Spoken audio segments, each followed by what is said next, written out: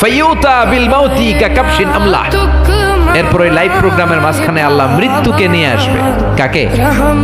একটা শুভ্র সাদা ছাগলের আকৃতিতে আল্লাহ মৃত্যুকে নিয়ে আসবে।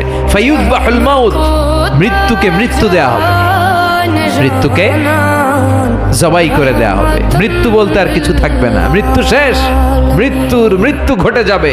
আল্লাহ বলবেন ইয়া হালাল জান্নাতে খুলুদুন ফালা মাউত, ও জান্নাতীরা আজীবন জান্নাতে থাকো, আনন্দ করো, মৃত্যু নাই। ও জাহান্নামীরা খুলুদুন ফালা মাউত, আজীবন জাহান্নামে থাকো, আর কোনো মৃত্যু নাই।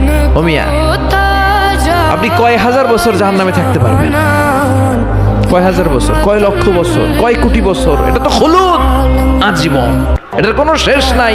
কেমন করে এত হাজার কোটি বছর আমরা জাহান্নামে পড়ব? কেমন করে সম্ভব? সম্ভব এটা। এজন্য এই জাহান্নাম থেকে আমরা পানা চাইবো কার কাছে? আর জান্নাতের জন্য আবেদন করব কার কাছে? আমরা জান্নাতি হতে চাই কি চাই না? জান্নাতে যেতে চাইলে নামাজের দরকার আছে না নাই? কোরআনের পক্ষে থাকার দরকার আছে না নাই? সব সময় জান আর মাল দিয়ে ইসলামের পক্ষে থাকার দরকার আছে না নাই?